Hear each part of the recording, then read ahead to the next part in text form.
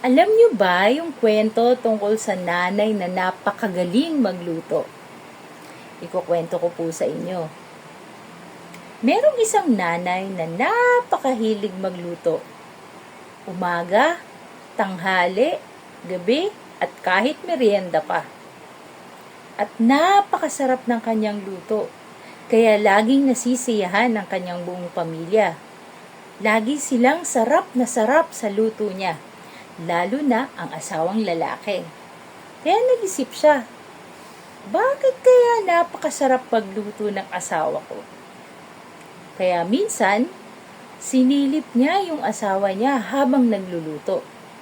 Napansin niya, wala namang kakaiba sa luto ng asawa ko. Lahat naman ganyan din magluto. Hanggang sa napansin niya, nung bago matapos magluto, merong kinuwang isang maliit na lalagyan ang asawa niya na nakalagay sa cabinet na nasa ibabaw ng lutuan. Kinuha iyon ng asawa at para bang inilagay sa luto niya hanggang sa maibalik na niya sa ilagay ng cabinet. Napansin ng lalaki, aha!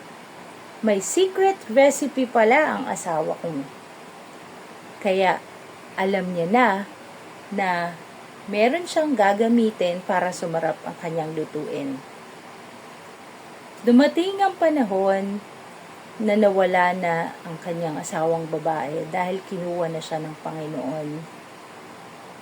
At siya na ngayon ang nagluluto sa bahay. Pero kahit anong gawin niyang pagluluto, hindi nasisiyahan ng kanyang mga anak.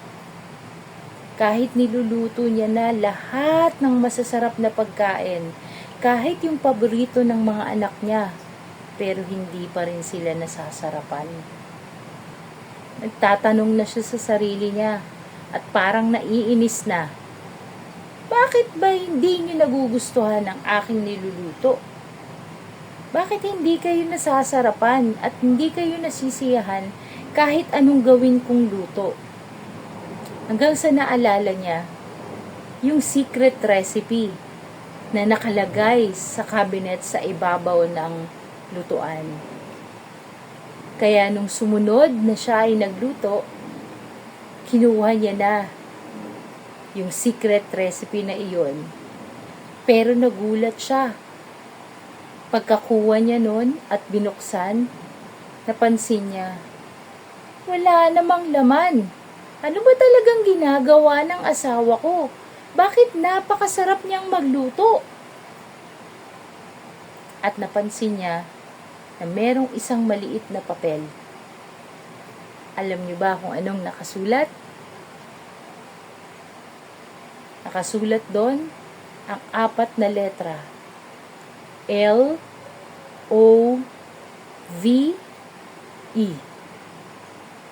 Love. Ang meaning po, ang secret ng asawa niyang babae sa masarap na pagluluto ay pagmamahal. Lagi siyang nagluluto ng may pagmamahal.